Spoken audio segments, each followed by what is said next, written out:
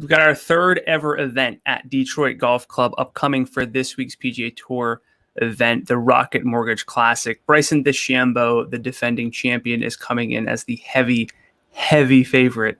Is he a good bet at plus 700 on FanDuel Sportsbook, or is he a better DFS play instead?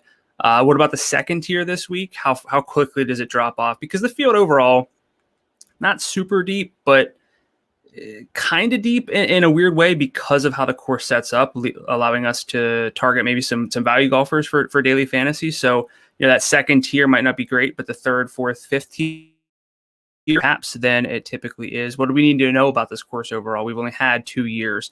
These are all good questions. I think so. Of course, I wrote them, but I'm asking myself these questions. But you can also ask me your questions about this event because this is the FanDuel PGA Q&A for this week. I'm your host, Brandon Gdula. I'm the managing editor over at numberFire.com. I'll be talking about the field, the betting odds on FanDuel Sportsbook, the daily fantasy slate on FanDuel, my win simulations, whatever else you want, because this is a Q&A format. So just hit up the comments section on YouTube, Facebook, Twitter, or Twitch if you have questions for this week's event, the Rocket Mortgage Classic. I'm going to start how I always do, looking at the field from a betting standpoint, because that helps us kind of get our bearings with what to expect from a daily fantasy standpoint, because usually the betting odds correlate strongly to something like my win simulation model, very strongly to FanDuel salaries. So it's always a great starting point for expecting or to figure out who we can expect to be looking at the top of the field. Of course, as I mentioned, Bryson DeChambeau plus 700 on FanDuel Sportsbook, twice as short as anyone else. Patrick Reed 1,400, Hideki Matsuyama, Webb Simpson 1,600, Will Zalatoris plus 2,000, Neiman, Joaquin Neiman, always like him at a course where you need some birdies. Neiman's 22-1, Jason Kokrak, Matthew Wolf 27-1, Jason Day coming in after a good showing, kind of dependent on his short game though, 29-1, not necessarily in on Jason Day this week. Kevin Kisner, this is not a big hitter's course necessarily. Bryson DeChambeau has gone on record saying it does feel like a bomber's paradise, but it doesn't necessarily, the data has not shown that driving distance is a must. So someone like Kevin Kisner, shorter hitter, still in play. So I'll talk about what that actually means for how we can build our FanDuel lineups, how we can look at the betting card for this week. Sung J M 29-1. So those are the golfers that we have. Shorter than 30-1. So it's a pretty strong list. But then we do see a bit of a drop off from there. I'm going to break down the courses I always do. And then I see some questions popping in. Aaron Rasmus from on Facebook said the countdown. Yes, I always love the countdown. It gets me pretty hyped up to go over whether it's the heat check or the Q&A show. What's up, Ed? Commenting from YouTube. Was Bryson worth saving for this event in a one and done from Leo on YouTube? Let me break down the course and then I'll get to Bryson because he is fascinating for this week. So again, we only have 2 years of data at the Detroit Golf Club. And so it can be a little bit tricky to figure out what is super relevant in terms of what matters. It's a par 72, 7,300 yards. But one thing that kind of stands out to me here is this average green size of 5150. Kind of on average, it's always weird to say that average green size for a PGA Tour course comes in just over 6,000. So we are looking at smaller greens, which can lead to more volatility, even though the scores here tend to go low, but not a whole lot stands out aside from the fact that we have bent grass and POA on these greens. So definitely not Bermuda. So we can kind of bump up golfers from that perspective who struggle on Bermuda, but are better on other surfaces. So just something I like to look at there, get a feel for the course. And then what I always do too is look at this tool from Data Golf, which shows what drives variation in scores at a particular course, I should say, not necessarily an event, but we have 2 years of data. So not a whole lot, and it can get skewed a little bit one way or the other. But one thing that really jumps out to me is that almost 44% of scoring is explained by putting, which is usually high. You can see here the tour average is about 36%. But this is like a birdie fest. So it comes down to like irons and your putting. We see a de-emphasis on strokes gained off the tee, which is surprising because Bryson said that he liked the idea of coming here because he could bomb it. And he did gain 1.67 strokes per round off the tee. last year to win at 23 under par. Matthew Wolff 20 under par. And the year before, Nate Lashley won at 25 under. And I believe the runner-up was 19 under. Yeah, Doc Redman. So, I mean, different ways to kind of go this week. But talked about this a few times in recent weeks, actually. The lower scores go to win kind of elevates the field, and we get more opportunities for golfers to go low. I use this example a lot, and it's a little bit ironic because Bryson could do this, but the better golfers tend to gain an advantage. Better golfers tend to be longer as well, but you can kind of gain an advantage on, say, a par 4 that nobody else, like the shorter guys or the quote-unquote worse golfers, can't necessarily birdie, but you can birdie that. And that gives you a leg up. If every par 4 is kind of birdieable, that levels the playing field because the best, longest hitters don't necessarily, they're not going to eagle par 4s consistently. So it kind of narrows that gap a bit because scores go low. These are the best golfers in the world, and whenever we do see that, and especially, so we kind of get the double whammy, especially on a course that doesn't demand driving distance, as we see here from this course fit tool from Data Golf. Driving distance is a little less important at Detroit Golf Club than it is on your average PGA Tour course. So whenever accuracy matters and you don't have to be long, and whenever scores go low, volatility comes into play a lot more. So I like Bryson, and I'm going to start there. I'll get back to Leo's question. Again, that came from YouTube. I think it makes sense to like Bryson, but there is a lot of volatility. So was Bryson worth saving for this event in a one and done? I think probably yes. It's very justifiable because you're not going to see many golfers in a full field with odds of plus 700, 7-1. Most, just the rest of the year, you don't really see a whole lot of that. And we know that Bryson at his peak can win this event by multiple shots. That's what we saw last year from him. For me, Bryson does rate out as the most likely winner in my win simulations at 6.7%, which is a far cry from what 7-1 odds imply. So I, am starting to get a little bit colder at the idea of actually betting him at plus 700. But as far as like a daily fantasy, high floor, high ceiling approach play, I think Bryson is easily the best play. But for a one and done, the odds that Bryson A misses the cut are about 20%. And, that B, finishes top 10, gets you some of that earnings for a one and done, about 34%. So that's really strong. And maybe Bryson in a major, but then you have all those other options. So Bryson for this event, I think probably a really smart play to save him for this week's one and done. Similar question from Steve on Facebook. Will DeChambeau repeat his victory from last year? I like Kokrak this weekend. So again, Bryson is the odds-on favorite heavily. But again, 6.7%. I had him at about 7%. I had to rerun things right before the show, so it's actually a little bit scrambled because we got tons of withdrawals this week, actually. So I wanted to make sure everything looked a little bit fresher with my win simulations. Coming in around 7%, which is fine. Of course, for him to be like 7-1, you'd probably need that almost doubled in a way. So at least to find a positive expected value on that. So I don't really see the case so much anymore for Bryson. I saw him at 7.5 to 1. I thought he might fall a little bit to 8, but I mean, I understand why he's 7-1 coming off the win and with this field looking like it does. So I would say statistically, most likely Bryson is the winner, but it's not substantial enough to say like he's going to repeat. But I do think that he's the best DFS play of the week because you can see these are the top 5 in salary on FanDuel. Bryson's only 12,200. Hideki's 11,900. So, Bryson really isn't, if this reflected more of the sportsbook odds, Bryson would be like 13,000, but he's not. So like Bryson a lot from a one and done perspective, from just a high floors perspective. But I'll dig into Jason Kokrak here because I didn't really land on him. I think I'm kind of set on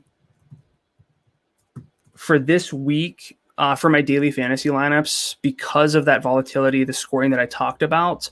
Gonna be kind of locking in the studs, narrowing it down to maybe 4 of the studs, however you want to define them. Probably Bryson, Webb, number 2, Joaquin Niemann, number 3, Patrick Reed, number 4, and Cameron Chingali, probably number 5. And then trying to take all those shots with the value that we have this week. So I actually kind of just Didn't get to Jason Kokrak only because I'm trying to narrow my focus at the very top. But you can see here almost 3% likely to win. That's pretty strong overall, which doesn't sound like a lot, but you're facing all these golfers. It's pretty solid win odds. And we see all this green in his data, specifically with Kokrak. What you always love to see is the tee to green data, 93rd percentile. This is comes from my database. It adjusts for field strength and recency, so the more recent rounds are weighted a little bit more. Rounds from almost a year ago at this point, not weighted in quite so heavily, but one of the best tee to green players that we get, one of the best off the tee players, one of the best iron players, and actually his putting's trending up, so it's really intriguing for Kokrak because if you've been following Jason Kokrak for a while, the putting's not always there. His career arc kind of goes up and then back down, and he's kind of digging his way back out a little bit, and you can see here on Bentgrass and POA, combined, he is in the 75th percentile in this field over the past 100 rounds. So I like Jason Kokrak. I just don't like Jason Kokrak as much as some other golfers. And I think that that's going to be key this week because Bryson's going to be chalky. And you can find, if you find any ways to differentiate, you're going to be in a good position. Another question from Ed about the Milwaukee Bucks. Erin Kate Dolan will be on in a bit talking NBA, but I kind of think it's the Suns, but she will answer your question a lot more in depth later on. This is from, it's Mr. Jackie Moon. I've got on golf about 5 times and lost every one. Yeah, so golf is tricky, but there are ways to build high floor lineups that generally comes in a more balanced. But if you're talking about betting, I would highly recommend, because when I started betting on golf, I got pretty heavy in on outrights, and they are fun. It's fun to, get, 33 to 1 on your outrights, but look at maybe top 10s, top 20s. I think there's a lot of value. I think I've been trending more toward not necessarily outrights, and it's been a lot more fun. So check that out. And I think you'll probably have a little bit more of a fun time betting some top 10s, top 20s, even top 5s on some golfers like a Bryson DeChambeau for this week. But that's, I know exactly what you mean. So I think I'm all caught up. Yes. Appreciate the advice. Definitely. That's what I'm here for. I'll go over my win simulations as well in a bit and look at the best betting values for the week, which you can also apply for the longer shots on those top 10s, top 20s that I'm trying to get more into myself. So I broke down a little bit of the top 5.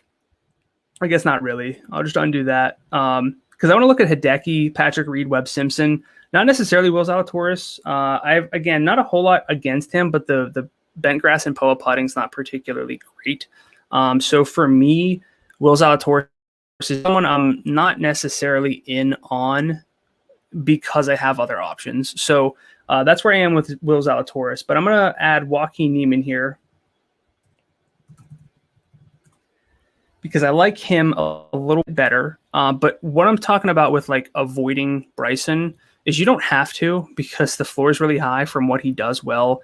Best birdie maker in the field, best, not surprisingly, adjusted off the tee play. So just hits the driver better than anyone else. 99th percentile adjusted tee to green. So again, there's no reason not to like Bryson. The only case you can really make is that he'll be a little bit too popular. But we have other options to go to. Hideki Matsuyama, not necessarily good Bentgrass and POA putter, not really good putter on any surface, but just the best tee to green player over the past calendar year, one of the best overall. And he makes a lot of birdies, 84th percentile. He would make a lot more birdies if he putted better, but he's actually finished well at Detroit Golf Club in 2 straight years. So that's intriguing. But Patrick Reed is someone who really jumped out to me. He's in really good form.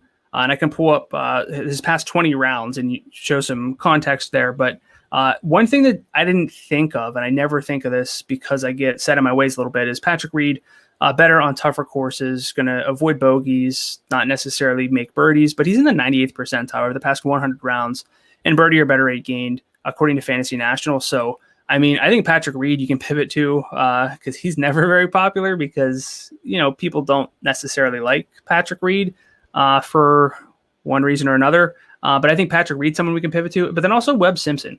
This is, again, I showed that course fit tool from Data Golf. You don't have to be long. And anytime that's the case, Webb Simpson really gets bumped up from, just a daily fantasy standpoint, from a betting standpoint. I think Webb, of these 5, is easily the most likely golfer I would bet on at plus 1,600. Rates out just behind Bryson and Patrick Reed in my win simulations, win expectations off to Hideki at 3.6%. But Webb, nothing really to worry about aside from the distance. And anytime that's the case, that's really something that we can take advantage of. And then Joaquin Niemann struggles around the green relative to these other studs, a little bit subpar in that category. But at a birdie fest, your wedges and getting up and down, not necessarily going to be enough. So, other people say this, but it makes a lot of sense. If you're relying on your wedges to get up and down, probably not contending in an event like this where you got to be 20 under, unless you're holing out a few times, which is not something that we can really bank on. So for me, Joaquin Niemann is really interesting overall, but we have a ton of options to go to at the top. And then to me, the field does drop off quite a bit. So I'm going to go over to my spreadsheet overall and look at this sort of second tier. Again, if you guys have any specific questions, anyone you want me to talk about in particular, just hit up the comment section on YouTube, Facebook, Twitter, Twitch, whatever it is that's your preference. Sorry, I really don't know enough about golf to ask good questions. It's all good, Jackie Moon. Hopefully you can learn a few things from what I'm going over. Golf is kind of complex, but also really simple in a way. If you just target the best tee to green golfers and hope that your guys make make putts that week, it's a really easy to complicate.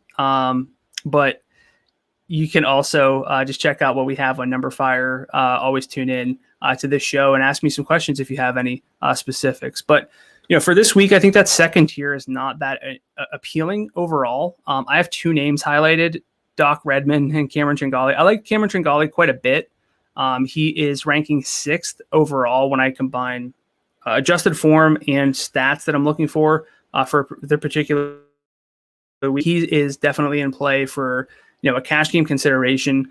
Doc Redman, pretty good form here. He struggles around the green. We get that red flag because he's below the 25th percentile in adjusted around the green play over the past year. But I mean, again, this is what I talked about with Joaquin Niemann. We're not expecting Doc Redman to need his wedges, and if we are, it's just not going to be a good week for Doc Redman, and that's it happens, and you move on. But for me, this second tier doesn't have a whole lot of interesting names from really top to bottom. Below that, almost kind of the same case, this 9,000 range. I have a few names that I like kind of out of obligation because I have to recommend some golfers in this range. Siwoo Kim, though, is the standout for me. Love Siwoo Kim. I'll pull him up on the Finder, but Garrick Higo is trending up overall, and we know that he's a really good putter, and we've seen the early returns for him be he does everything but chip well, so that kind of fits for this week. The bigger problem is I'm not necessarily looking at a balanced build, which I typically do, looking for that high floor lineup. I'm looking for some studs this week and some value plays. So it goes a little bit against what I typically do, but again, the easier the course is, the more that these sort of lower salaried plays can be in like the optimal lineup, for example. Question from Leo on YouTube: recommendation on a low risk anchor for a lineup. So the easy answer is Bryson. The other answer is Webb if we're looking for a safe anchor play, because Webb Simpson, although he missed the cut at the US Open, very uncharacteristic for him to lose strokes putting, which he did, and it's also the US Open, so distance is more important there. Not quite so important this week. So I think Bryson's the easy answer. Webb. If you're looking for someone like as kind of a middle salary play who's really safe, I don't know that exists necessarily, but it's probably going to be Siwoo Kim for me, and I'll show why. Let's clear everyone else out. Siwoo Kim 50-1, love that. 2.4% likely to win, love that at the salary. For me, also someone I like for an outright bet this week. But you don't see any red flags here. We see that he's a really good adjusted tee to green golfer in that 95th percentile, and he is not particularly good at putting on necessarily any surface. Good on bent grass, not quite so much on POA, but average them out, still looking pretty good. He just really struggles on Bermuda. So if you get him away from Bermuda, there's not a whole lot that I think we can actively worry about, which Siwoo Kim historically has been quite volatile. Not so much anymore, and that 92nd percentile in birdie or better rate gain, which is what we're looking for. So those are the three closest things I have to anchors this week. So good question there, Leo. Jump back over here to my full spreadsheet. Anyone else really worth? I think Lonto Griffin's interesting, just from a sort of safety balance standpoint. 85th percentile tee to green. No red flags in any of the key stats. Pretty solid bent grass Bermuda putter in the 80th percentile there. So Lonto definitely in that consideration for me.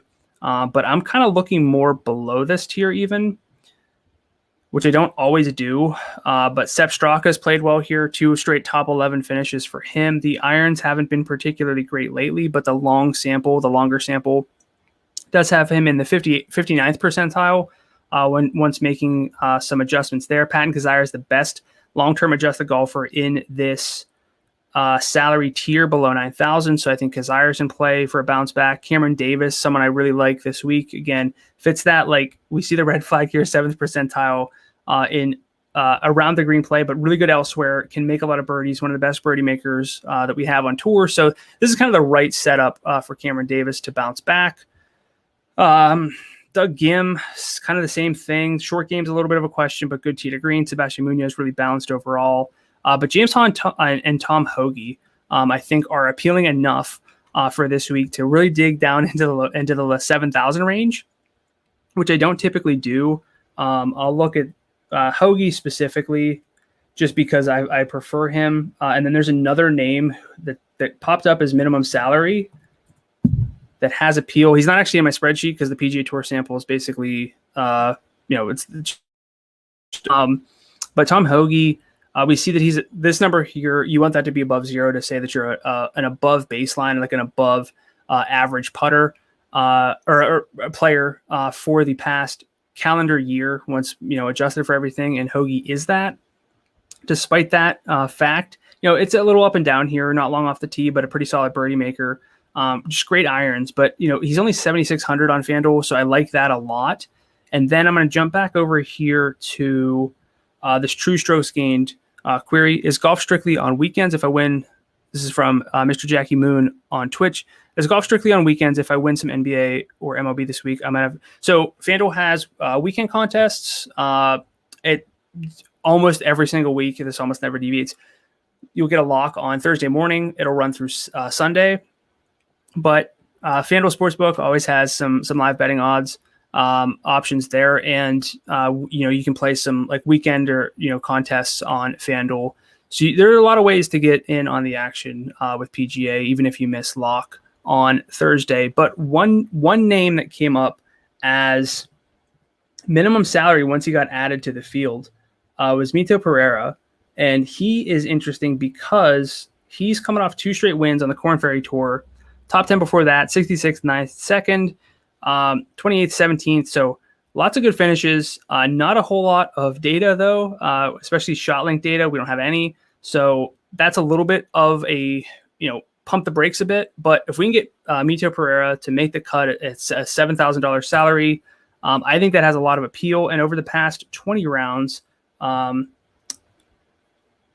Mito is ranking 12th in this field in Data Golf's adjusted strokes gained average. So just something to think about. You can play, you have a lot of flexibility if you're okay with Mito Pereira as a minimum salary play. Again, don't going to make the cut, but if you are rotating in some values, I think Pereira, Hoge, James Hahn in that 7,000 range really open up a lot for this week. So that's kind of something that I'm really in on this week that I don't typically kind of look at. I usually go for more balance, but this week with the birdies, with the accuracy being elevated and distance being a little bit mitigated, we're going to see a pretty scattered leaderboard overall. Now I'll go over to my win simulations here specifically and show Jim. Imagine not using night mode on Data Golf. I have been, but some of their pages don't have that option. Then it kind of hurts my eyes to go back and forth. But yeah, good one, Jim. Thanks for that comment, bud. I'll talk to you in a second. But my win simulations are not very high on Bryson relative to the win odds, so he's rating out as a pretty poor value. Anytime you have that, you can see some pretty strong value bets outside of that. I would have to say if I were just making these win simulations myself, which I make them myself, but if I wasn't relying on data, I would be sprinkling in some more on Bryson because it feels like the win odds should be higher than that. But based solely on the data over the past year with all the adjustments, Bryson's overvalued at plus 700. So I can't, I would still consider betting him, honestly, just because it feels like he's going to win. But statistically, the value is not there. The value is a little bit more on guys like Webb Simpson, Patrick Reed, still negative value there. But Cameron Tringali, Siwoo Kim. Siwoo Kim's kind of my guy this week. Birthday narrative for him. I'm sure Jim's probably complaining about that too. Just like he's complaining about my night mode, but Siwoo Kim, Cameron Tringali, definitely in play for top 10s, even if we don't want to go so far as to bet them for outrights. Brendan Todd, kind of a good course fit because of everything that he can do, but I'm not quite there because his irons are so bad. Lonto Griffin, definitely more appealing to me. So I'm looking at Webb Simpson, Siwoo Kim, Cameron Davis as well. I don't even know what my model says about him. So he's about fair here. But those are kind of the guys that I'm looking at. I have my full win simulations up on numberFire. I'm going to bring on Jim now, and I'll hang around and criticize whatever he's doing. But whenever Jim's ready to come on, we can. I'm not criticizing. I'm just confused. Yeah, I mean, you're the person who yells at me for not using night mode. And it's just now here are you, a hypocrite, not using it while you're showing the people the way to do things. It's just it's honestly it's like the back and forth. Terrible. I should change that profile pic.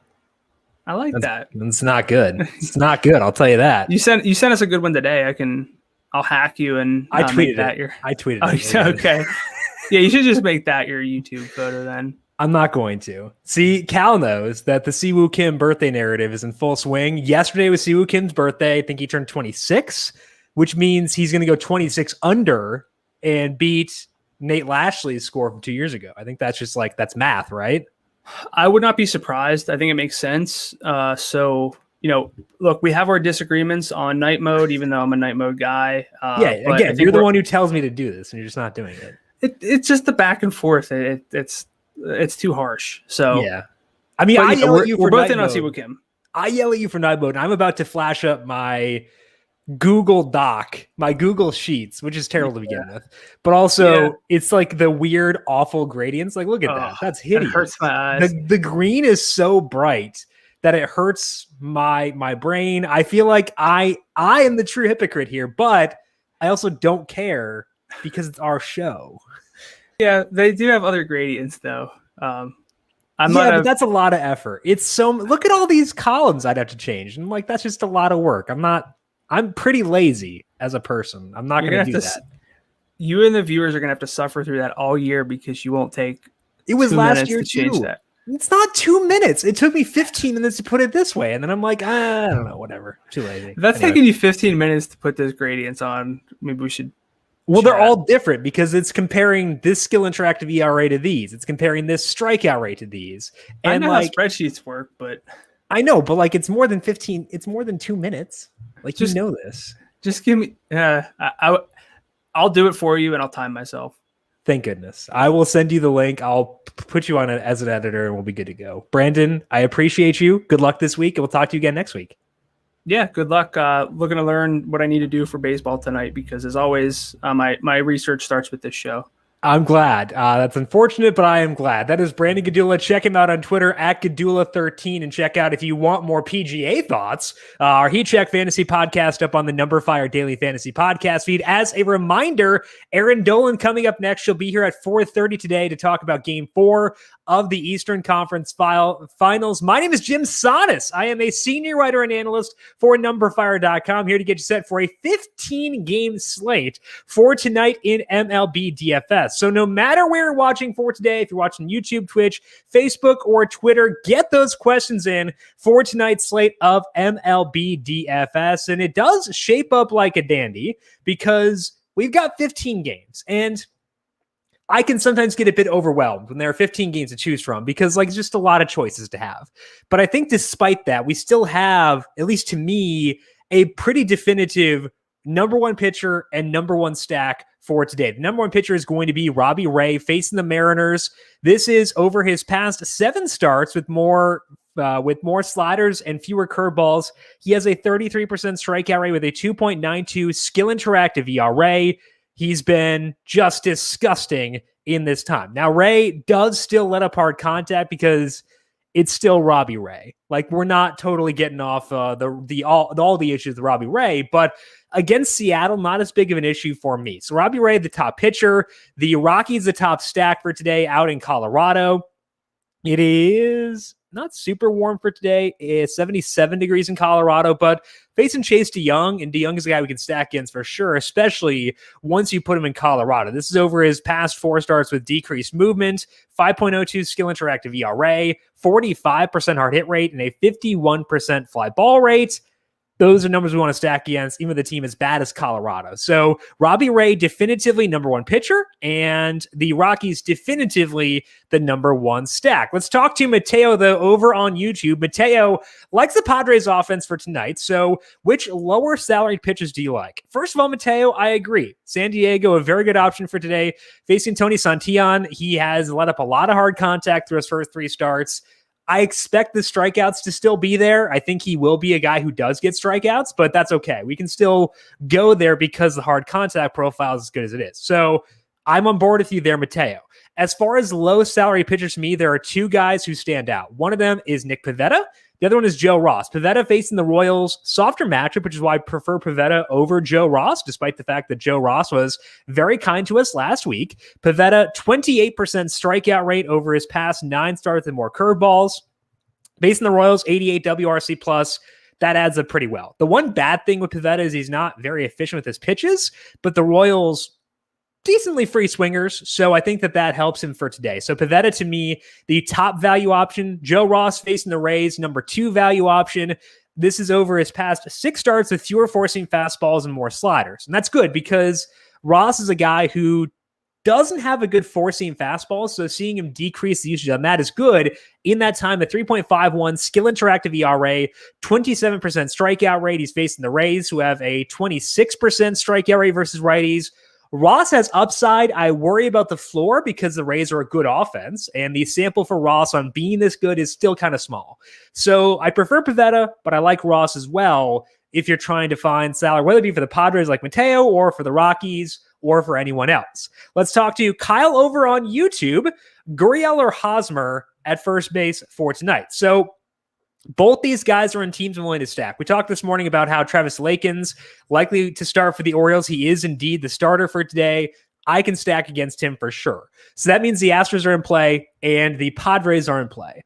The issue I run into is that both those guys are pretty low upside against this specific handedness. Gurriel versus righties, 136 ISO, coming up a bit. I think he had a double last night, if I recall correctly, which might be helping that out a bit. And Hosmer just refuses to hit fly balls. He had that that one little stretch last year, and the opening, the first week of this year, Hosmer was hitting fly balls. And apparently he wasn't a fan of the home runs. He's like, no, let's get rid of this. He's at an 085 ISO, 26% fly ball rate. I prefer Hosmer's matchup. I prefer his park, but the other stuff will force me to favor Gurriel if you're choosing between the two. So Gurriel over Hosmer for me for today if you are choosing between those two guys. But again, both teams in play for stacking here. Let's talk to Jackie Moon over on Twitch. Hello, Jackie. Welcome back. I had Stanton 1 home run and Carlson at 3 hits for a $500 payout. Wow. Missed by 1 Carlson hit. That's awesome, Jackie. I know you mentioned that you were, I think you said you were new to MLB DFS. Not sure if that's totally accurate, but either way, congratulations. That's great. Being 1 Carlson hit off is awesome. I know it's disappointing to not get that 1 extra hit, but that's great. Let's run it back and do it once again for today. Okay, we talked about Robbie Ray, talked about some value pitchers. Let's talk about other stacks here besides Colorado. I do think that Cleveland is in play again. They're facing Jose Urena, and Urena is a guy who was struggling back in May, got off to a good start this year, started to struggle in May, and then the sticky stuff discussion happened, and he's kind of fallen off a cliff. 6.51 skill interactive ERA over his past 4 starts, 8% strikeout rate, 12% walk rate. All those numbers very stackable against, if that's a phrase. I'm going to say it's a phrase. But either way, he is a guy we can use batters against. Cleveland's lineup, I believe, is out. And indeed it is.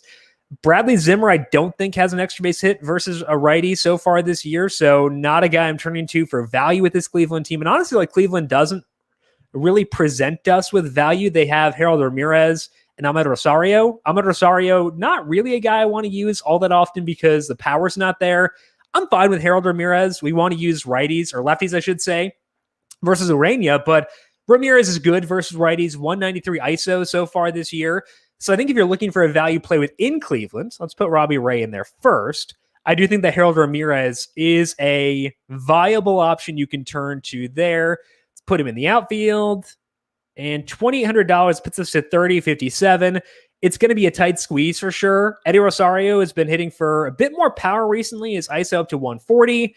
So you can justify that for sure. Ideally, I'd have the salary to get to Bobby Bradley, to get to Jose Ramirez. I might not for today just because I want to stack Coors Field and use Robbie Ray. And that is tough to get those guys in there with that constraint. But let's say you're not going Coors for this lineup. You can make this work pretty easily with Bradley, Ramirez, and Ramirez as well. And then I guess it'd probably be Eddie Rosario as being the 4th guy in this stack. He's overall this year, it's not been a great year for Rosario, but I think he works here. So if you're looking for a 4-player stack, 3, 4, 5, 6 on Cleveland is one that works. Does not work if you're stacking Coors, but does work overall for tonight. Let's talk to Diffuse on YouTube. The Blue Jays seem viable from Marcus Semien all the way through the Bat Boy. I like that. But are they too high salaried for you? Values like Randall Grichuk and Lourdes Gurriel are the guys who stand out to you for today. Let me clear out the options here. The Blue Jays facing Chris Flexen, I believe. Yep, Chris Flexen. The reason I was not on the Blue Jays this morning is that Flexen does a really good job of limiting hard contact. You see the hard hit rate is 42%. That is actually above the league average, but doesn't let up a ton of fly balls. Let's check out Flexen's profile over on FanGraphs to see what things have looked like for him recently since the sticky stuff discussion began. But also look at which teams he's faced, because if he's faced some soft teams, then we can potentially still justify stacking against him. Okay, so from like June, we'll say June 2nd, we'll toss that one in there. He has a 3.04 ERA. His strikeout rate, 20%. That's actually been creeping up. His skill interactive ERA, 3.72. The fly ball rate, 29%. He's faced 2 good teams in there in Oakland and Minnesota. 3 of those 4 starts have been at home. The 1 road start against Detroit, he did struggle. So yeah, I think that you can justify going at the Blue Jays for today. I don't think they're like the top stack by any means. And they are pretty high salaried. So keep that in mind. The other thing to check with the Blue Jays is what the opposing pitcher does versus righties. Flexen, not a big strikeout guy versus righties, 17% there. The batted ball data allows a 35% hard hit rate to righties and a lower ground ball rate. So actually that does work out pretty well. So I can say that the Blue Jays definitely do work. They're not going to be towards the top end of my stacks for today, but there are a lot of teams that I'm going to say for today, yeah, that works, because there are a lot of options. It's a 15-game slate. There are 30 total offenses playing. I think the Blue Jays are in that tier of, yeah, that works. I think that definitely is an option for today. As far as Gurriel, Lourdes, that is, I don't tend to use him versus righties, but his ISO is up to 140. That's been improving. So you can get there. Grichuk is at 185. That also, I believe, has been on the rise. So they work. Let's check out other salaries here for the Jays and see how that fits with Robbie Ray. So Gurriel's 27, a little higher than I hope it'd be. Grichuk is 28. So they're a little high salary. They're not going to be towards the top of my list among strictly the high salaried stacks, but I don't think that they're off the radar by any means. They're definitely a play for stacks, but not at the top of my list. Jackie, I know you focus on DFS, but are you doing the $25 Tuesday Dinger promo? It's a great promo. So what Jackie is talking about is at FanDuel Sportsbook, you can place a $25+ bet. I don't know if I need the disclaimer in here, but either way, it's a promo that they offer. I guess you can see full terms at sportsbook.fanduel.com. $25 bet. Every home run that's hit in the game, you get $5 back. I'm not going to give like direct advice on that because I don't know like legally if I can. I probably can, but like, I don't know. I don't want to get in trouble. Anyway, let's talk about hypothetical games that may have a lot of dingers if we're trying to help out Jackie over on the sportsbook side of things.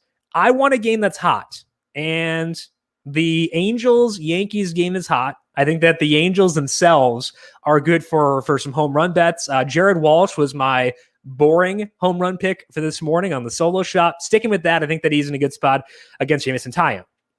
Other spots that could be good for home runs. I do like, it's not both sides of the game, but I do think that the Padres Reds game works specifically because of the Padres. Trent Grisham was the other home run call from this morning. I will stick with that one as well. He's batting 5th for today, which is pretty good. So I would say Grisham against Santillan could be a good option. I don't think I can get to, I wouldn't go to Coors necessarily as being like my focal point if I'm trying to maximize home runs for the full game, because German Marquez does such a good job limiting hard contact, keeping the ball on the ground, facing a hideous team. So I don't think Coors actually is my near the top of my list for that one for today. So if I were to like zero in on one game where I would expect there to be a lot of home runs, it'd probably be the Padres Reds game. So looking at guys like Trent Grisham, you won't get us in trouble, Jackie. You're good. I would look at guys like Trent Grisham, look at Jake Cronenworth. He's great. Fernando Tatis, guys like that. I think that you want to look at the Padres there as being a good option for general home run vibes for tonight. Let's talk to Jerry. How do you feel about German Marquez and some Coors bats? I like the Coors bats. Very on board with that for the Rocky side of things. I can't quite get to Marquez because I think the upside is a bit muted. The numbers I have on Marquez are over his past 7 starts with more sliders. His strikeout rate down to 24% there. The Pirates' strikeout rate versus righties is 22%. I would like those numbers to be higher. So I think that he'll pitch well today, which means that the real-world production for Marquez should be good, and I'm on board with that. I just don't want to go there for DFS because I think the upside might be a bit too limited, and I think there are better options for today. So on board with the Rockies hitters, not quite there with Marquez personally. Cal says he followed the advice, went Pivetta to fit in a Rocky stack with Ryan McMahon. I love it. Pivetta, again, my top value for today. McMahon is $4,100. Trevor Story is $44. It's tough, but if you go Pivetta or Joe Ross, that definitely works. Cal, I like it. I am on board. Diffuse. Pitching seems loaded today. It is. Who would be your top 3 value pitchers outside of Joe Ross and Nick Pivetta? I can't name 3 more. I can guarantee you that. I am someone who doesn't like to use value pitchers in general because usually value pitchers are value pitchers for a reason. They're not that good. Joe Ross and Nick Pivetta are good, so I will use them, and I'm very okay with them. As far as other value pitchers, it depends on your definition of value. If you believe that Charlie Morton counts at $9,000, I like him. Jose Urquidy is undervalued at $95,000. So guys like that, they're not value pitchers. By my definition, that is guys below $9,000, but I think they're under salary. The one pushback I would give on Morton and Urquidy is that they're both in repeat matchups. Morton just faced the Mets last week. Urquidy just faced the Orioles.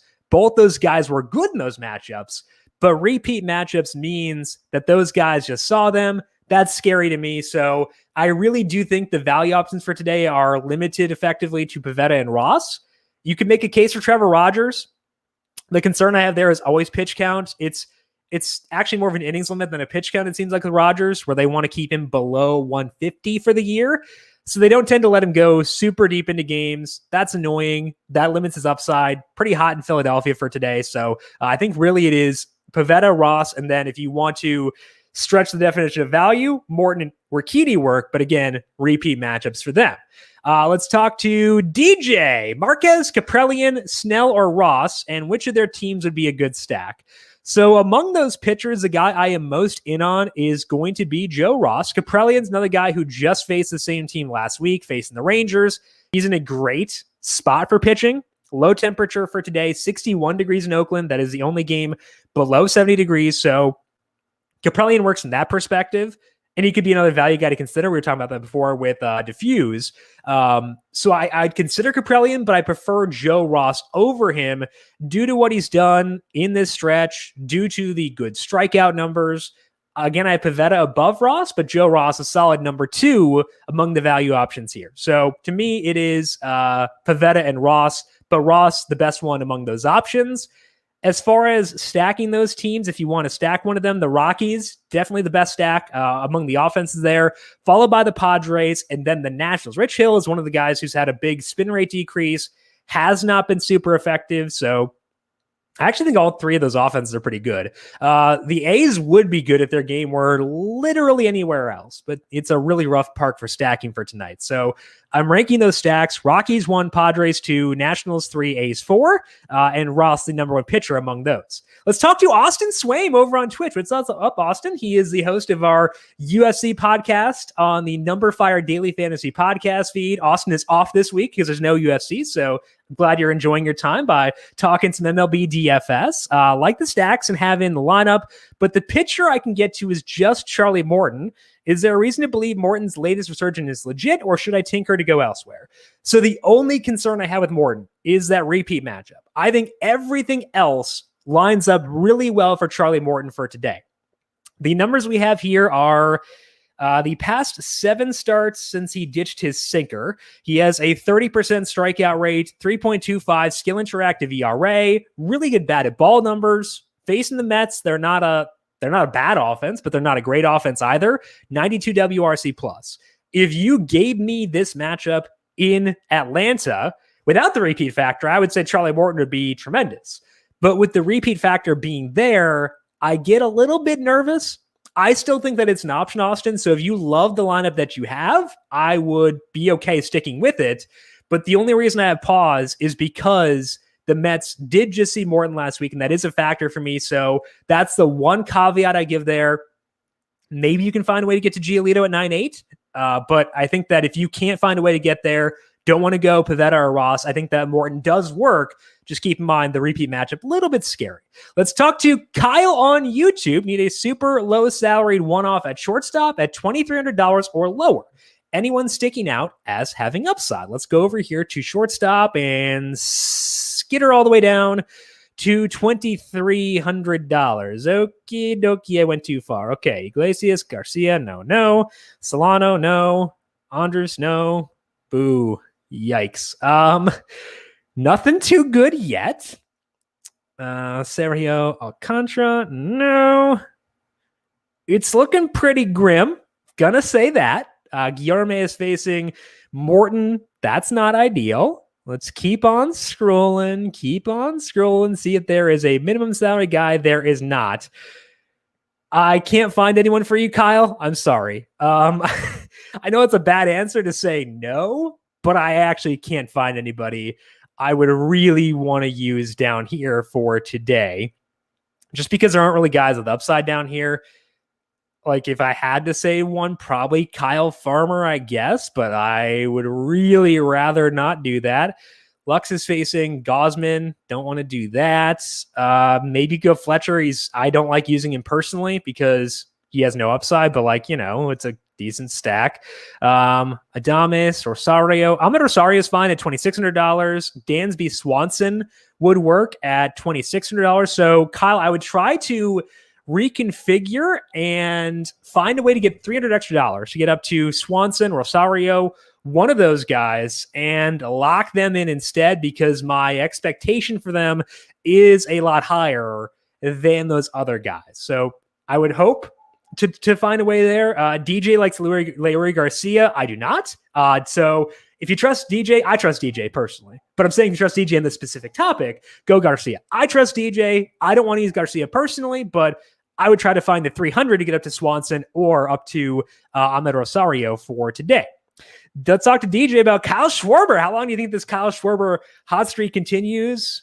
How long we got, DJ? I think it's forever because he's Kyle Schwarber, man. I had a dynasty league that started like 6 or 7 years ago, which isn't that long in terms of dynasty, but Kyle Schwarber was catcher eligible. So I was always a huge Schwarber fan. So oh man, he's going to be this massive, massive stud out of Indiana, going to be a catcher. It's going to be great.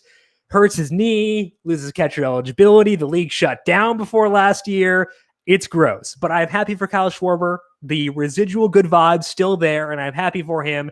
Just wish that he would have done this as a catcher eligible guy back in the day for that dynasty league. Let's go back to Jerry. San Diego, Washington, and Cleveland seem to be the way to go other than Colorado bats. Who's your favorite stacks for today? I like most of those, Jerry. Actually, I wouldn't push back on any of them. They're actually all pretty solid. Colorado's 1, Cleveland's 2, San Diego is 3. Other options for today, Boston is very much an option for today facing Brad Keller. Their implied total is 97. I would say the Astros are a slight bit above facing Lakins. Lakins probably not going to go super deep in the game. I'd expect him around 60 or so pitches, but that's a bullpen we can take advantage of. So the Astros in play once again. The reason I don't put the Astros above the Padres is this. It is going to be likely roof shut in Houston for today, which means temperature around 70 or so degrees, whereas it is 90 degrees in San Diego. So give me San Diego over Houston for today, but Houston above, it's either Houston or Boston ranked 4th, one or the other. I could go either way on that. That would be next up for me. That's probably the top ones for today. I do think that the Nationals work against Rich Hill because of the angle around where, he's slid back a bit with the spin rate going down, but I think they're more of a secondary stack versus one I am prioritizing for today. Okay, Jerry's home run calls are in. He has Kyle Schwarber and Ronald Acuna Jr. I like both those. Schwarber's facing a lefty, so that means that people may be off him. I think that's totally fine. So Jerry in general has had a good track record with lefty on lefty home run calls. So in Jerry, we trust with Kyle Schwarber keeping the streak alive for today with DJ. He likes Acuna as well. I do too. No reason for me to dislike Acuna here. He is facing Tyler McGill. McGill, just saw him last week. I think McGill's going to be a pretty good pitcher personally. He had good numbers in AA and AAA earlier on this year. And actually, DJ just asked about this. Good timing, DJ. Should I stack Atlanta with them facing McGill? So I think McGill will be good long-term. However, I am worried about the fact that he's facing the Braves for the second consecutive game. It is decently hot weather in Atlanta for today, 83 degrees. Just a tough spot for McGill to be in. And they did see him pretty well last week. So I think the Braves definitely work for stacking. That's why I like Jerry's home run call with Ronald Acuna Jr. I would throw out Ozzy Albies. He was a home run call for us last week. I don't know if I picked him on the day where he hit his home run, but he did a dinger last week. Pretty fun dude. So I think that I would be inclined to go with the Braves for sure. They tend to give us a lot of value. Let's see if their lineup is out yet. I didn't see it earlier. I overlooked it. Okay, so yeah. Whoa. Guillermo Heredia moved up to 6th in the order. That's weird. Why did that happen? Okay, so let's check this out and see if we should use Guillermo Heredia batting in 6th for Atlanta for today. Almonte being moved down to 8th, Contreras being moved down to 8th does lower me on him quite a bit. I've been using him recently, but that's enough where I'll be down. Heredia has a 215 ISO versus righties. That's awesome. Okay, so let's build out a Brave stack here, because why not? I'm going to put Heredia in there because 6th with that power profile, actually not too bad. So let's put Heredia in there at $2,400. Ooh, that is nice. We're trying to get to Robbie Ray and Coors Field. Okay, I like this start. Austin Riley batting 4th. I'm going to take Swanson batting 5th. That gives us 3 separate value plays on this team. And that means I can probably get to Jerry's guy Acuna here. It does mean I'm probably not going to be able to stack Coors Field. So if you're going to Cunha, you probably can't stack Coors. Maybe you want to settle for all B's there. If we do that, we have 32.25 left. That's totally fine. So I think this is your Coors stack with the Braves. That's actually a 3, 4, 5, 6. It actually worked out pretty well. And they're in sequential order on the page here. Wow. Look at that. Thanks, Braves. That's so considerate of you. I think this one does work if you're trying to stack Coors Field with Robbie Ray for today. Now, Diffuse is asking if we could rank the Rockies. Let's do it because their lineup is out.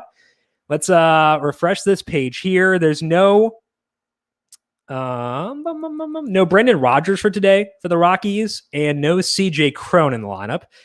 Why do I never know where their games are sequentially? Okay, so we've got this. I'm going to put Jonathan Daza in there first, batting second.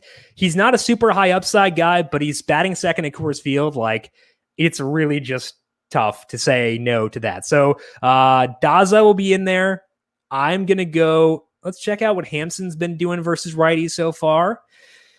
Pull up the Rockies here, because I know I'm going to have to save salary just because I do want to use Ray with this team. Tapia works, so I should probably just get to him. Hampson, 119 with 6 stolen bases. I'm going to prefer Tapia over him, so let's go there. Let's go.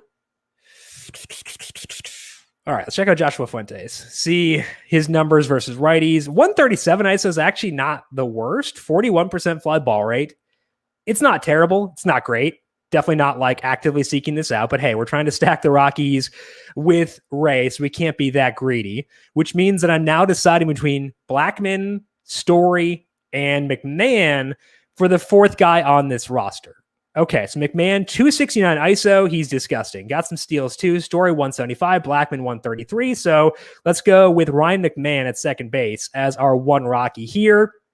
26-25 is tough, but you've got Swanson, you've got Heredia, you've got some other guys there too. So I think you can make this work, and I'd like to get there. So ranking the studs, McMahon 1, Story 2, Blackmon 3. If we put Tapia among the value plays, he's number 1, followed by Daza, followed by Fuentes. So hopefully that helps Diffuse. But the Rockies overall place you want to go for today. DJ, Jake Cronenworth, a home run call, yes or no? Jake Cronenworth, always worth a home run call, especially when he is in Cincinnati for today. Fantastic situation for hitting. So Jake Cronenworth, I tend to be higher on him than most, but I'm okay with that personally. Let's check out the Rockies here. Actually, we've got like 2 minutes left. So let's just pull up the Padres quick and check out their lineup. Cronenworth batting 3rd. Love it. Trent Grisham is batting 5th for today. So we're going to put him in. We're going to put Pham in, and we're going to put Cronenworth in there. If we do that, we are at 2980. That might make it tough to get to Tatis. So again, like you can use Giolito, you can use Pivetta, maybe Morton, you can use Ross as well. You can find ways to make this work. You might be able to make that work with the Braves stack too. So at least give it a shot with the Padres. It's tough. You're probably not going to get them with Coors unless you exclude Tatis, which is fine. But at least give it a shot. I think it is worthwhile for today. Cal says, if you're not using McMahon, are you actually stacking the Rockies? I agree, Cal. I love Ryan McMahon. Another remnant of that old Dynasty League with Kyle Schwarber, Joe Ross on that team too. So we're going to have to do like a lineup here with like my old Dynasty friends. Joe Ross, Kyle Schwarber, Ryan McMahon, Rougned Odor, not going to work. But hey, everyone else, we're good to go. That is all that I have for today here on the MLB DFS side of things. But as always, we're rolling on through here still at 4:30 with Erin Dolan talking Game 4 of the Eastern Conference Finals. We got the Bucks and the Hawks, and I think this game is going to be a pretty interesting one to diagnose because, Erin, I got no idea what to expect out of Trae Young because of the health. So what are you doing here? Like, what are you expecting out of him tonight? Yeah, I think a lot of times when a player, quote unquote, is injured, but I mean, it is a bone contusion or a bone bruise, excuse me. I think he'll be fine. So you'll see like his points prop come down. It's a 27.5 for tonight. And I wouldn't be surprised if he came out and scored like 40 points tonight and surprised us all. I feel like it's one of those nights, especially in Atlanta. Okay. Does that mean that we are on the Hawks for tonight or no? So I think the Bucks win. Okay. But I think the Hawks could cover potentially. Okay. So we're going to pass it over to Erin now. Right now. Yeah. Okay. I like it. Hey, if we can get a same game parlay between Trae Young and all this stuff going, that could be fun. Yeah. I think it should be a good game tonight. I'm going to tune in again, I've decided, and see how things go. But Erin, good luck tonight and have fun today. Yeah. Thanks for setting us up there with some MLB DFS. All right, guys, how's everybody doing today? Happy Tuesday. I thought all day was Wednesday, was hoping it was Thursday. We have a big weekend coming up, 4th of July weekend. So all we got to do is get through the week. But today we have a huge game for the Bucks versus the Hawks. It's back down in Atlanta. So excited for this. Milwaukee, as you know, has a 2-1 lead in this series, and there's a lot of things to get into in terms of this game. So I'm excited to be talking to you guys about it. As always, you can always drop some comments into the chat, and I will try to answer as many as I possibly can. I'm also going to answer some of the questions that you guys asked me on Twitter as well. So DJ Cass here, I hope I'm saying that right. If I butcher your name, I sincerely apologize. I'm so bad at names. Saying go Hawks. So that's interesting. I'm not sure if you're from Atlanta, but yeah, I feel like obviously we want to see the series tied, just to have a really fun, enjoyable series, but exciting. All right. Let's kind of get into the lines for tonight. So right now in the FanDuel Sportsbook, you see the Bucks. They are laying 6.5, the total at 218.5. Now Milwaukee opened -5, and that has moved up. I've seen it as high as -7 today, mostly due to the Trae Young news that he was put on the injury list as questionable, but said to reporters that he does plan on playing. Did I say plan on playing? He hurt his right foot, as you know, in game 3 in that third quarter there. He ended up stepping on the ref's foot. He seemed very upset about that, but an MRI showed that it was just a bone bruise, which is a good thing, because had it been anything else for Trae Young and he had been taken out, I think this series would wrap up in the next 2 games with the Bucks winning easily.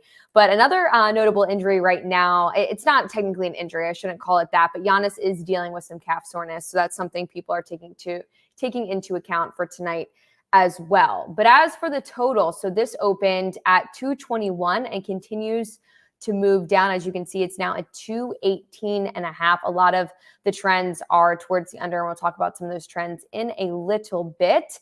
But just in general, I wanted to give you some of the opening lines and where we stand at right now on the FanDuel Sportsbook if you wanted to bet on this. DJ Cass here, also rating perfect, only person to ever get it right and from Chicago, but a Vegas Golden Knights fan and still depressed about that. So this is something that I've talked about on multiple shows, just the fact that people can be fans of different sports teams, but not all from the same place. I feel like since I'm from Philly, I have to like the Sixers, I have to like the Phillies, I have to like the Eagles and ride with them. But that's funny that you are from Chicago, but still a Golden Knights fan. I'm very sorry for your loss. I know a lot of people from Vegas are very upset, but all around, great team. They've actually been great since they started up. So, and Vegas seems to be a fun place. Not that I've ever been there, but I eventually am going to make my way to Vegas someday. And honestly, going to NHL games are so fun. So I feel like a Vegas Golden Knights game would not be a bad thing. But let's get into some other things in terms of the trends for tonight, since I did say I was going to mention them. As for the Bucks, 4-0 against the spread in their last 4 games on 1 day's rest, 4-1 against the spread in their last 5 games. But they're 2-5 against the spread in their last 7 games as a road favorite. As for the Hawks, 2-5 against the spread in their last 7 conference finals games. So we've kind of seen the spread mingling around this point, especially for game 1, game 2, and things like that.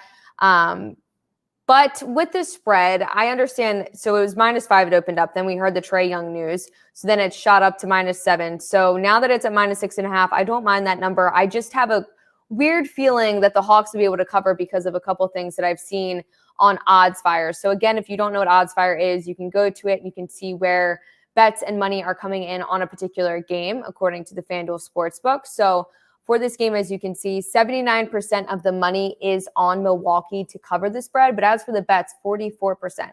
So this to me is a little making me think, should we fade the public here and go with that 21%? Sometimes when it's from 85, let's say, to 100% in terms of money or bets percentage-wise, I always seem to fade the public and it works out. As for the money line, as you can see, all the bets and money coming in on Milwaukee, which isn't a surprise. I hope people are putting that into a parlay, because if you're taking them minus 270, you're not going to get a great return. And for those that just started betting, I think a lot of times the money line in total seems to be the easiest route to go, and just not understanding the value perspective of that, taking a team at minus 270, obviously something that you don't want to do.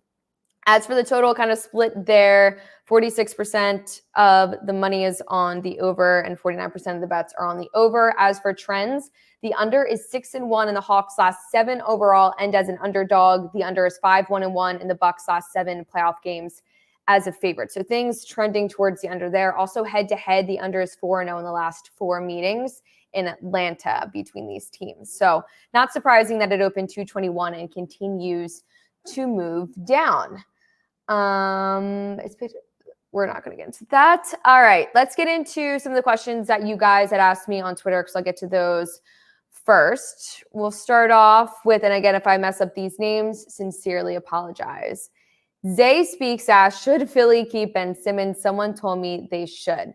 I would love to hear the argument on why they should keep Ben Simmons. I think at this point, he's had enough time along with Joel Embiid to have the process actually fully processed and us win something. I think the way he played in the finals, or excuse me, in the playoffs was absolutely atrocious. And there's really no great way to speak of him right now. I understand he's one of the best defensive players, but at some point you can't blame not being able to shoot foul shots on having a bad mindset and that he can't get it right in his mind. If you are a player in Philadelphia, we are not the type of fan base either to go out and miss a couple of free throws. We will absolutely let you hear it for the rest of your life. So I'll be shocked if he actually does remain in Philly, just given that everything that happened this playoffs. Absolutely terrible. I'm very upset that Philly is now playing the Bucks right now in the Eastern Conference Finals.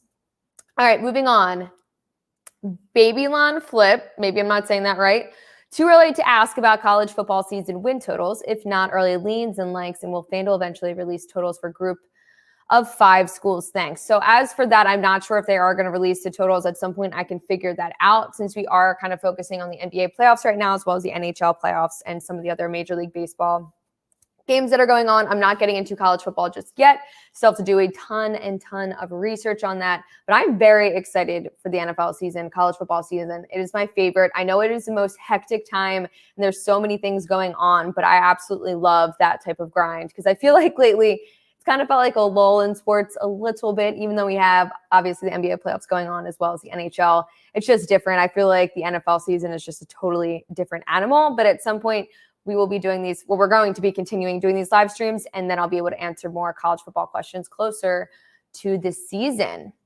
All right, moving on. Andrew Bernal, 87 asks, best bet for finals MVP as far as likelihood and value. So let's go to that on the FanDuel Sportsbook. First, we should actually just cover the team's futures real quick. So the Bucks minus 115, Suns plus 145. Clippers and Hawks yesterday were at 32-1. The Clippers have moved to 10-1 after their win last night over the Suns, and the Hawks have actually moved down as well from 32-1 to 28-1.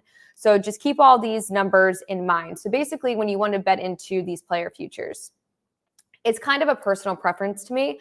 I think a lot of people don't like their money tied up. Also, you can obviously bet on a player and their team get knocked out before it actually happens. So I feel like some people are really into the futures bets, some are not. In terms of value, though, again, it is kind of a preference. So let's say you do think that the Bucks beat Atlanta and Trae Young's going to be, nursing that injury and whatnot. They go on, they're going to play even the Suns or the Clippers, and you think they're going to win. Obviously, Giannis at plus 115 is technically still good value because you're getting it at plus money, but obviously it's not the best.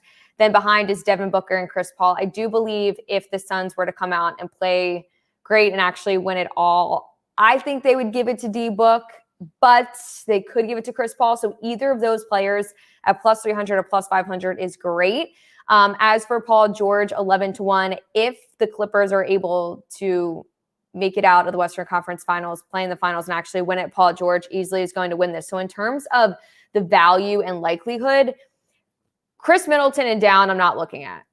This is anything 16-1, I'm not looking at this point. So Paul George, best value. Likelihood, out of everyone, I like Devin Booker and Chris Paul with the value and likelihood they could win. But Giannis obviously makes a lot of sense. We know why he's plus 115. Odds makers are thinking at this point the Bucks are going to win. And as we can see in the team futures, minus 115, eventually that money was going to flip to minus money, especially with a lot of the news with Trae Young today. So that's not too surprising. But in terms of likelihood, as I mentioned, these top four players, Giannis, D-Book, Chris Paul, and Paul George, that's the only type of value. I understand when you start seeing other players, let's say like Chris Middleton, 16-1. I just don't see a world where the Bucks win and they wouldn't give it to Giannis. I mean, he could have the most standout game ever in terms of it, but I don't think Chris Middleton is going to be the reason that the Bucks win it all. I could be proven wrong, but in terms of Finals MVP, I also thought about this for the Super Bowl. I had taken Tom Brady, and a couple of people were taking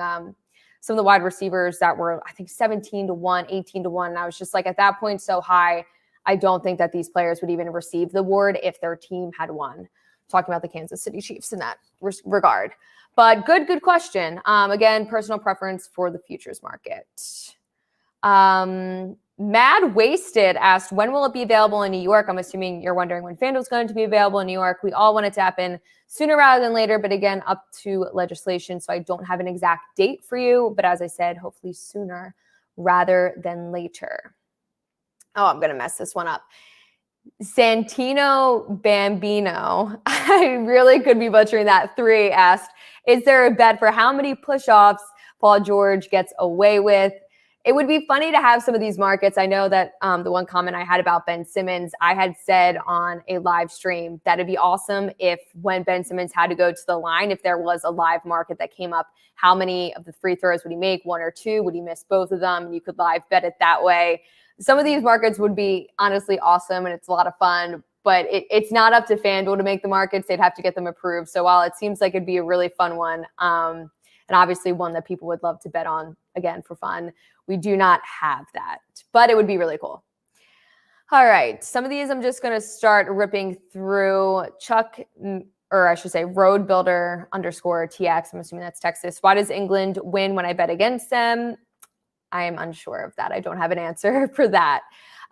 Chief Auto 96. Who do you have for player props on Hawks versus Bucks? So why don't we get into some of those markets that I like?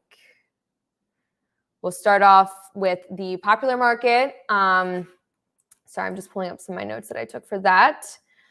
So as for the first half spread, this is one of the markets that I've been talking about a lot in terms of this Bucks Atlanta team. Right now, it is Bucks minus 3.5. And in the last game, the game was exactly tied at the half. But what I wanted to note from something that I had read, the Bucks were 3 of 14 at that point, while the Hawks were hot 10 of 22. So at this point, I think that the Bucks would have positive regression in that first half. They have to come out faster and be able to sustain leads. So I actually like the Bucks first half spread minus 3.5 at minus 105 on the FanDuel Sportsbook for tonight. I know, again, the game is in Atlanta, so sometimes that could give a team an advantage. But I think that, especially with the news of Trae Young and him being potentially limited to some capacity, I do like the Bucks minus 3.5 at the beginning there.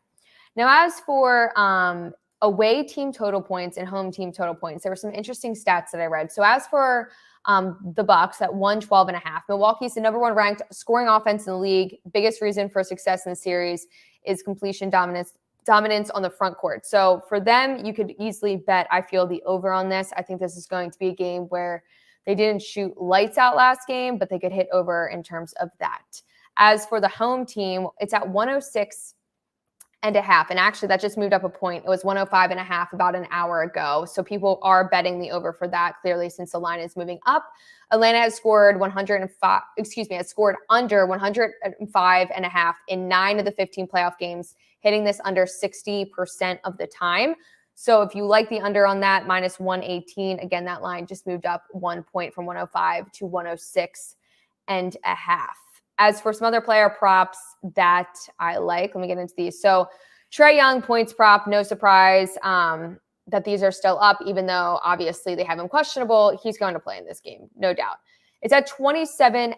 So for this, I personally would not count out Trae Young because I did do that in one game, and I was very adamant that he was not going to hit his player props. So for this, I would definitely take the over. It's minus 116. He's had 33.6 assists through the first 3 games against the Bucks. He scored 35 in game 3. This, of course, even though he had hurt his right foot there. I mean, it's a tricky number in general, 27.5, because I feel like it should be higher, but I can't count Trae Young out. I did it before and I really regretted it, so you might as well take the over on that one.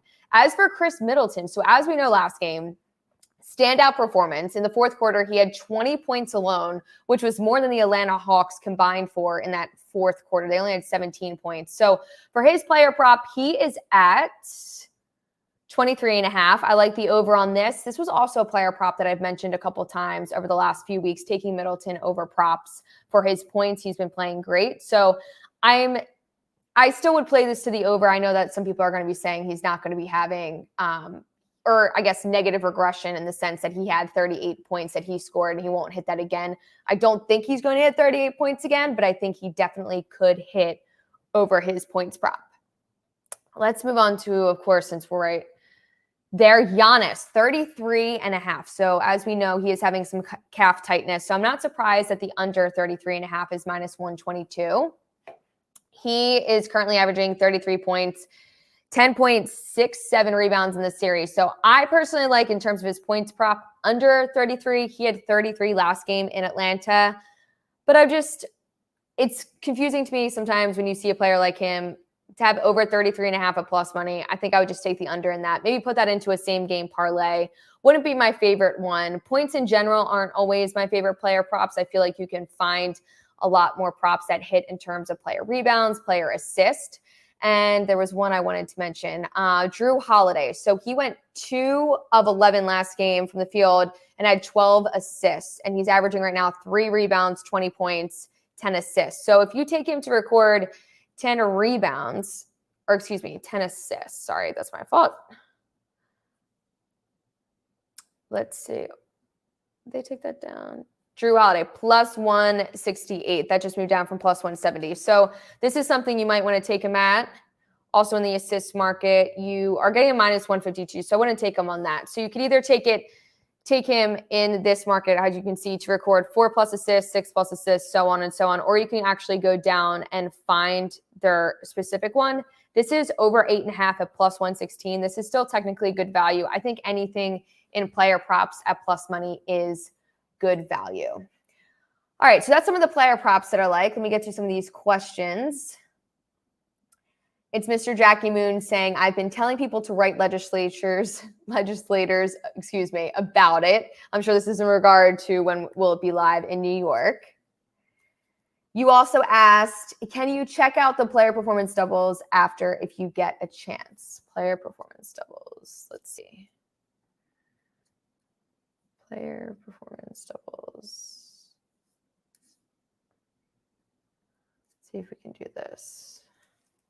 Sorry, trying to get to things quicker than.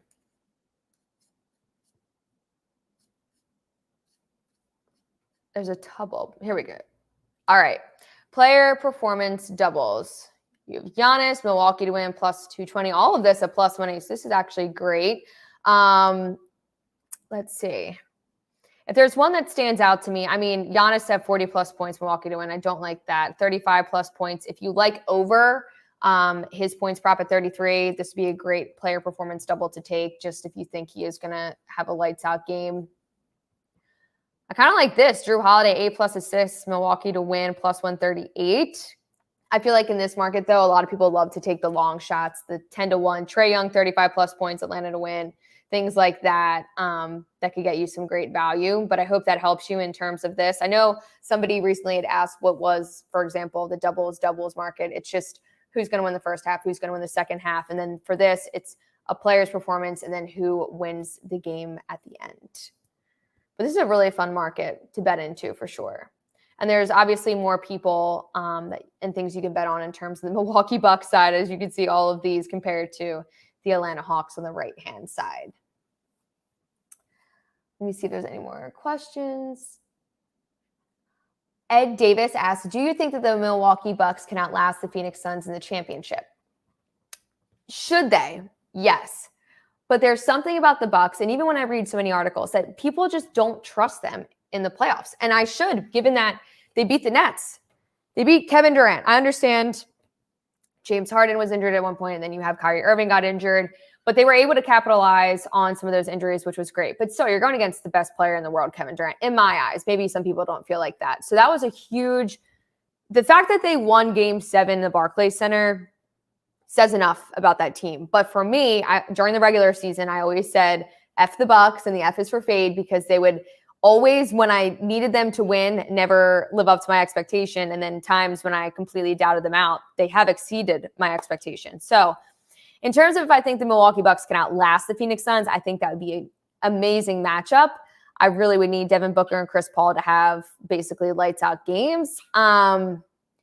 I think they can, but will they? Like, I wouldn't be surprised if the Milwaukee Bucks got to a game 5, 6, or 7 and just dropped the ball for some random reason. I think that some people are now trying to say that there's like a semi-big three on the Bucks team, which I don't agree with. I think it's Giannis and basically nobody. So he, I think, needs another shooter around him aside from Chris Middleton, Drew Holiday, obviously, which has been great in terms of putting him on Trae Young, except for that first game when I was very adamant that he hit under his player prop because of Drew Holiday. But I'm trying to answer it a yes or no, and I just cannot decide at this moment. They should be able to outlast the Phoenix Suns, but I wouldn't be surprised if they weren't able to. I'm not a definitive yes, Milwaukee Bucks 100%. They're absolutely going to win it at this point. And it'll be interesting to see this game tonight. Atlanta Hawks can even the series up. So we will see. Let me go through some of these other ones. All right. So those are some of the player props. Also some things that I was reading. If Trae Young is limited, obviously you have Kevin Huerter. He's averaging 11 points, 3 rebounds, 3 assists. So maybe you want to take his under points prop of 12.5. Lou Williams, he's currently having this series 1.7 assists, 1 rebound, 4 points, averaging that. So he actually hasn't been stepping up too much. But if you think he's going to need to at some point in this game, maybe take some of his player props. And then Gallinari, 13 points he's averaging right now and 2.3 rebounds. So 3 players that you could also try to capitalize on in terms of some of the player markets if Trae Young is out, and some people are going to have to step up. It's Mr. Jackie Moon again writing. I feel like he's my number 1 fan of the show. Hopefully CP3 can stay healthy. With his unlucky history, I thought the hard fall he had was going to keep him down. Hopefully he can stay healthy. As we know, this entire season is about players not staying healthy, and we've seen this continuously, and it's something obviously I talked about before on a live stream. LeBron James had come out during the playoffs already saying, you know, these injuries were pretty insane. They've never had this many injuries, especially to some of the star players. Hopefully CP3 can stay healthy. I hope he does. Obviously, we didn't have him for the first 2 games of the series because of those COVID-19 protocols, but still, last game, I think he looked a lot better and kind of shook off the rust. So good for him, and hopefully he can stay healthy, because I don't want to see any more injuries. I'm sick of seeing injuries because it absolutely just ruins your futures bets. Sterling Gentry Jr. said Huerter is not ready for the playoffs next year. He will be way better. Yeah, I mean, I think that in terms of the Atlanta Hawks in general, not a lot of people saw them being here. Not a lot of people saw them getting past Philadelphia. So in general, I can agree with you on that. But I mean, what are you going to do? It's Mr. Jackie Moon said again, I always bet on John Collins' points and rebounds for some reason. He always seems like a safe bet. I agree with that. I absolutely agree with that, especially in terms of today for his rebounds. I'm taking him over 10 plus rebounds at -106. He's averaging over 15.5 rebounds in the last 3 games, which is pretty crazy. So I always take him over for points and for rebounds, especially in this playoffs, and it's been great. It's worked out for me every time. So Jackie Moon, I hope that you do that again today on the FanDuel Sportsbook. All these markets are available right now. And then also just want to quickly get to a promo that we have for tonight. As you guys probably already know, it is the BR betting 3x2. So 2 3-pointers made in the first 3 minutes. This is for game 4. It's boosted to +140. There are shooters obviously for Atlanta and for the Bucks. So this is always a fun one to take an action right away, obviously aside from the first basket. And then just wanted to quickly mention there are some same game parlays that hit last night. $15 turning into over $11,000. This is an insane 10-leg same game parlay. So for those that don't know, the same game parlay is exclusive to the FanDuel Sportsbook. You can bet on a ton of things in one same game. You just go to this tab. You can obviously just go down through some of these. There's so many markets. Build your own. And like I mentioned, I mean, this is better. $15 into $11,000. What a great Monday night coming off the weekend. This was also just another one. Great one. This was a lot of money he put down, $440, but it did turn into obviously $10,500. So good for him. But the same game parlays are available, the BR betting 3x2, and then other promos for the NBA that are going on right now, including, go to the promotions tab, NBA enhanced odds for the playoffs. Place your first $5 wager on any NBA single game money line, receive 30-1 odds. So a fun one to do for new customers. Family, friends, make sure you tell them about that because it's going on right now for the NBA playoffs.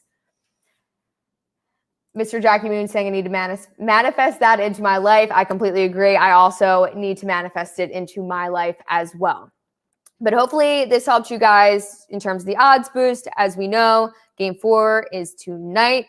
This didn't change at all during the show, which was good. We had the Bucks laying 6.5 for tonight, total at 218.5, trends towards the under, and then the Bucks line keeps moving out in favor of them, but just moved down half a point from -7. So good luck in all of your bets tonight, guys. I hope you do great. And yeah, go jump on the FanDuel Sportsbook right now and start placing all your bets. And I will see you tomorrow, 4:30 to 5 p.m. Eastern, right here on this Q&A.